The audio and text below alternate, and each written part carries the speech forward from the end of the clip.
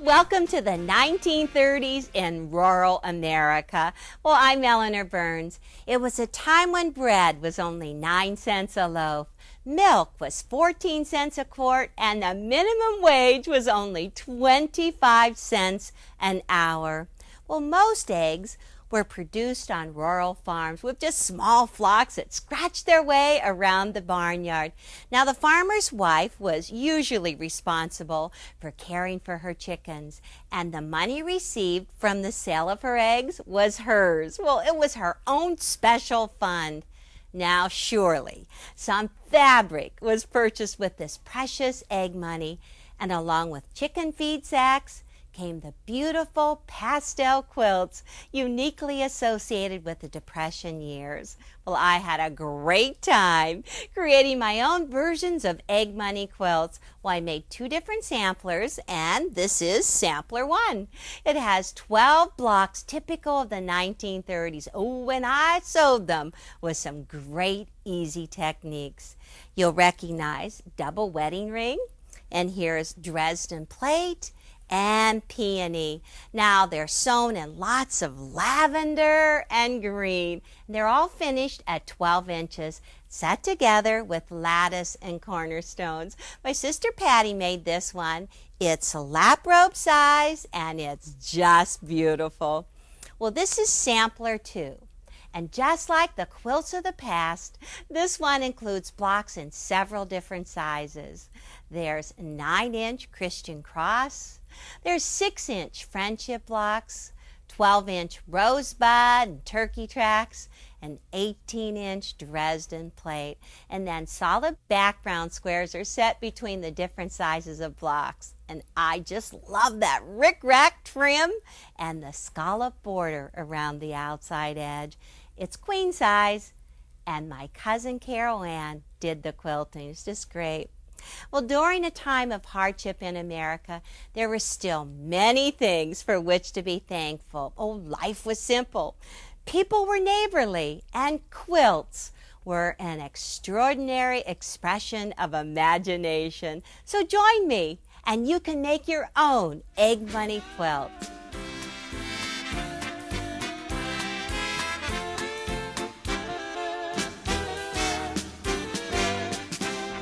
With the chickens and all the other animals on the farm, there were always plenty of feed sacks. Well, this is just an old chicken mash bag.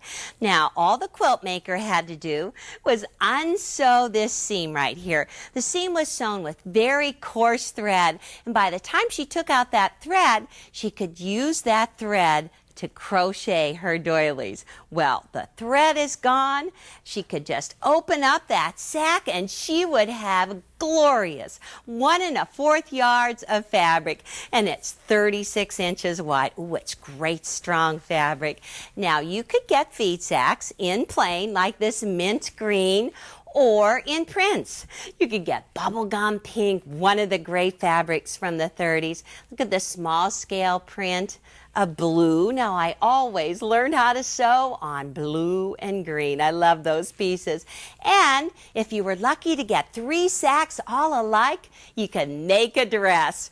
Well, a quilt maker even took 1 feed sack, turned it into this apron. And you know, the fabric is so durable, you could just wear it forever. Now, to get the fabric for the background, quilt makers would use flour sacks. Oh, I remember my mom. She would take a flour sack and she would just boil the devil out of it. And by the time she boiled it, then all of the ink would come off, the paper would fall away. She'd have one beautiful piece to use. This is just great. Now, the quilt maker would have a great stash with her feed sacks, or she could also buy fabric. Well, we all like to buy fabric, and you're going to love these prices.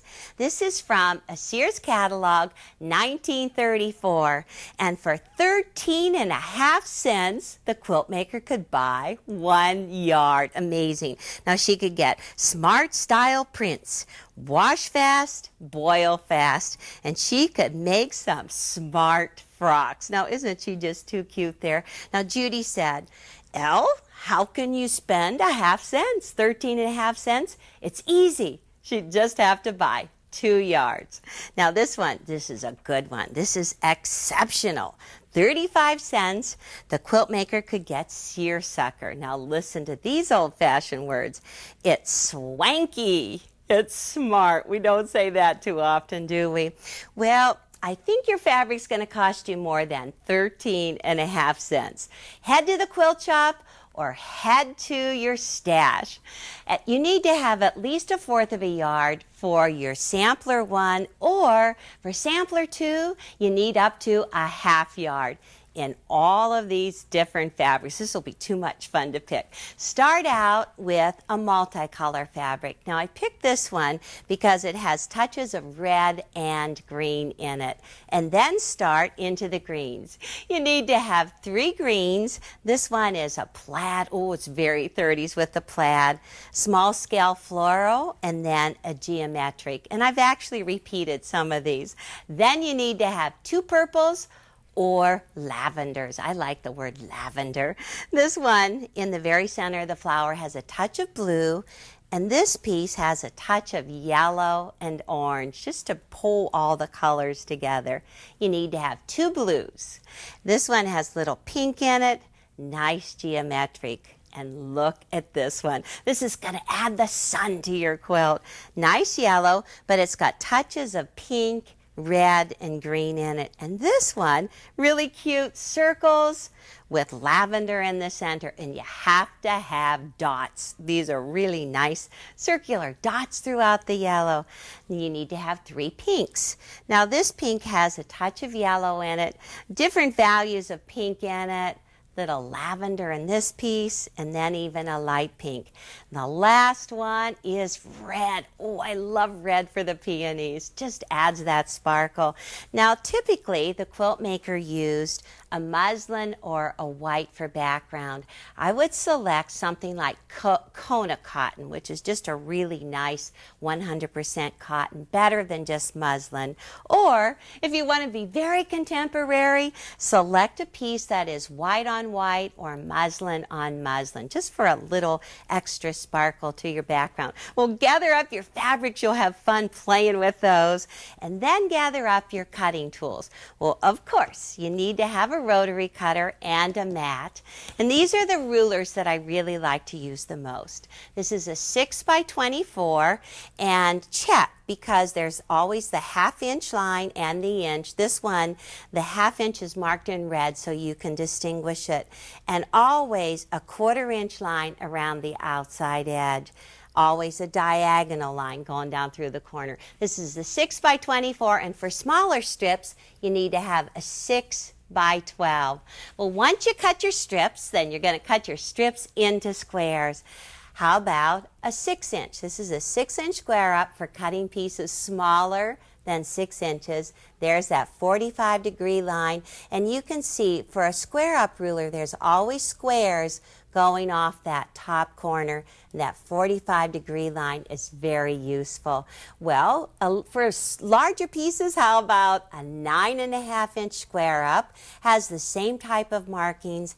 And then the last one that I really like is the 12.5 inch square up ruler. Once again with that 1/4 inch line, the squaring lines going from the corner, and that diagonal line going down along through the center. Now all of the yardage and the cutting is in Egg Money Quilt, so you can just follow it to get all of your pieces cut. So let's just clear off the table and we'll make the first block.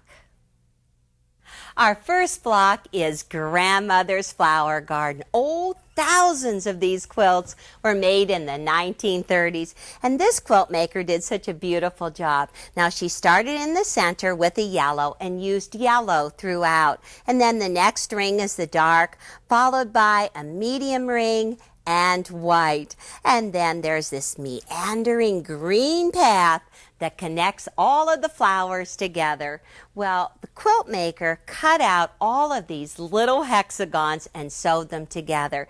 Traced around this template, oh my gosh, I stopped counting when I got to 4,000 hexagons, and it didn't even matter for this green path going through there. Took her forever to do this quilt.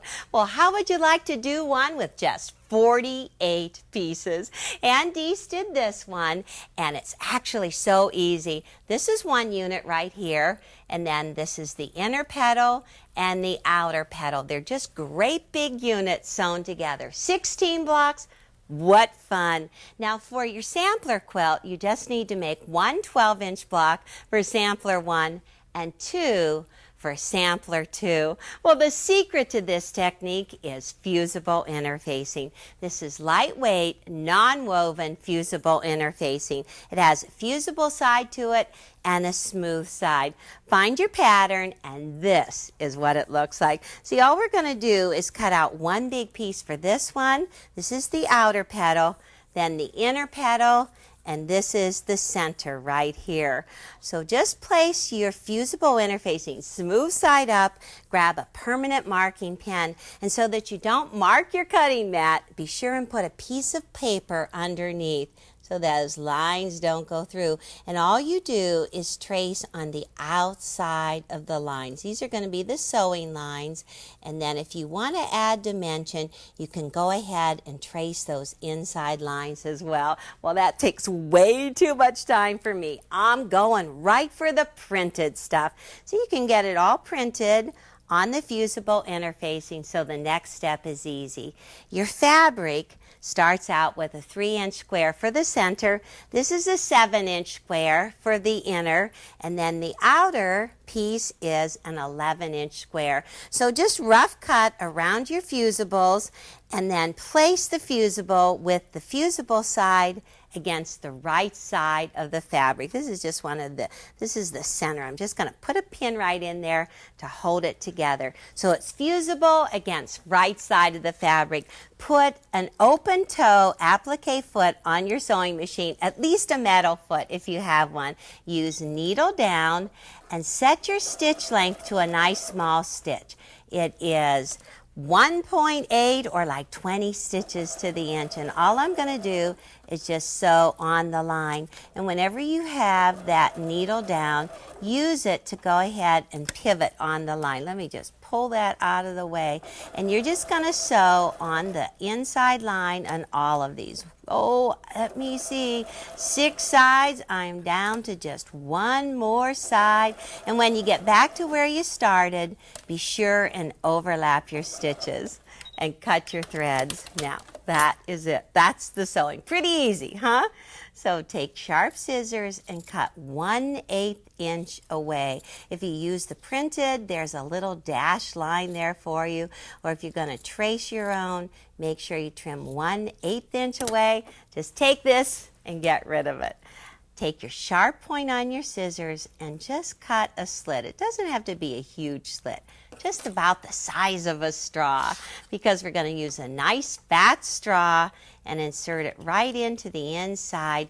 Turn the fabric so that it's on the end of the straw, and then take a ballpoint bodkin and just push it in there. Start to turn it. Oh, I've got it about halfway turned. That's good. And then stick it in again. Fabric on the straw. Just keep on working. Look at that. Pop that right out. Run your bodkin around in the inside just to poke out those points, or if you want, you can use a point turner. Now, the other pieces are a little bit larger. It just takes more time, but it's exactly the same step. So I have this one. This is my center circle. Boy, like magic, the inner circle appears, and this one is the outer circle. It's got all the pieces on. Now, if you want, you could go ahead and stuff these pieces, and then from this side, just sew on this line, just to give it a lot of dimension on the outside edge, and stack them up. So I've got 3 pieces done for one block. I have my background square already cut, and it is a 13-inch square. Now, I want to find the center, so I'm going to just take it, fold it in half one way, press it, and then fold it the second way, press it again. So I pressed it completely in force. Now the next part is magical. Just grab your square and the outside petal, and line up the points here with the press points that you just put on, and center these lines on this side. Okay, that's the first piece, and then comes the second piece. Just line it up with your press lines. The center goes right in the middle. This is looking good. Just give it some steam. Give it a good fusing. Press down hard. Press first on the right side and then press from the wrong side. Get it all in place. And then all you need to do to finish it off is use invisible thread and the blind hem stitch. Or if you want to make it very 30s looking, why don't you take black thread and do the blanket stitch around the outside. You'll have a great block.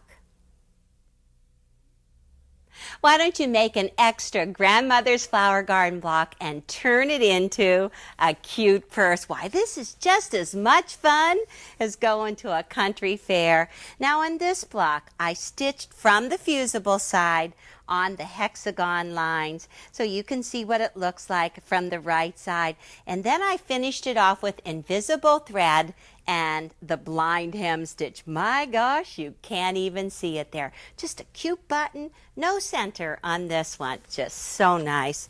Now this one, I used a number of different prints, put it all together. Big old button from the button box. I do have a center underneath there. This time I used white thread and the blind hem stitch. Whatever you like, invisible or white, really fun. Pockets in the inside, it's perfect. Now you don't even need to use the block if you don't want to. This could just be a real treasure chest because I used an old handkerchief I had. The other half was actually damaged. And then I found an old button in the button box, just so cute with a little bit of rickrack trim. Just scraps of everything. Too much fun. Now, it's all rectangles and strips, easy to do. The front and the back are the same size. It's a 10.5 inch by 16.5 inch rectangle. And then this is actually the bottom sewn in between the two. It's 4.5 by 16.5. Remember those measurements. Now, I did a whole block and just really trimmed off, so I only have about 6 inches here of the block. You can just make part of a block. Now Amber actually did some red thread and the blanket stitch around this one. There's so many different ways you can finish it. Now, once you get your whole unit sewn together, add some rickrack across the top and the bottom. You just stitch right through the middle of the rickrack. Oh, you're telling your age if you know what rickrack is. Some of the younger kids don't even know. And then for stability, make sure you have fusible interfacing on the back of all 3 pieces. That way it'll stand up nice and crisp for you. Now the lining pieces are next. They are 16.5 inches, same width, but this time they're 12 inches wide. So I want to get some pockets on this unit. So take a 16.5 inch square and just fold it in half. And then you can mark in 5 inches and 10 inches and just stitch right through all thicknesses. See, here's the fold at the top. It's double thick if you really add a lot of stuff. Well, you've got your whole lining, you've got your front and your back together. How about those handles? Now they start out as a long strip, 2.5 inches by 30 inches long. And you want to take just a strip of fusible interfacing and fuse it right down through the middle of that handle strip. And then once you have that fused in place, seam 1/4 inch along the edge, fold it right sides together, 1/4 inch seam, and then I want to turn it. So this is my little helper right here. I sewed across the end about 1/2 inch in. So let's see. Let's just try the pencil trick. I want to turn this right side out. And now all I'm going to do is just push in with the pencil. We're on a roll. Get that shoving right in there. Gather it all on. Now right here in the end, I'm going to take my seam ripper and just pop out a couple of those stitches that I sewed in so I can just push that pencil out. Oh, I know, one more stitch and I'm gonna get it. Pop it right side out. There we go. Here comes the pencil, and then just finish turning it. Amazing, a miracle. Once you have your handle turned right side out, then just press it with that seam going right down through the center. You need two of them, one for each end. This is the back lining piece. Take that handle and place it with seam down against the right side of the fabric, and then position it 4 3/4 inches in from both ends. Pin it down and stitch it. And then right in the very center, you want to take a 5-inch loop of rickrack and just stitch that right across the top. That's for your button later. Here's those pockets going in there like that. Now you want to do exactly the same thing on the front lining piece. 2 handles, that's right, on a purse. Well, now comes the really long part.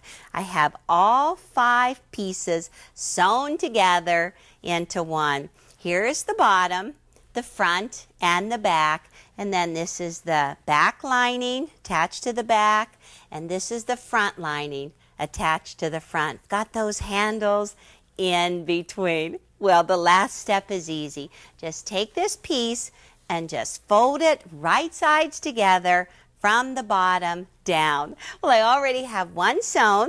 Now you want to make sure you leave an opening in the bottom lining so you can turn it right side out. So leave that opening here. So a 1/4 inch seam across the bottom, and this is actually to the other end. And then the same thing here, up to the side. Now I want to put this great flat bottom on this purse so that you can just shove all kinds of things in there, fill it up good.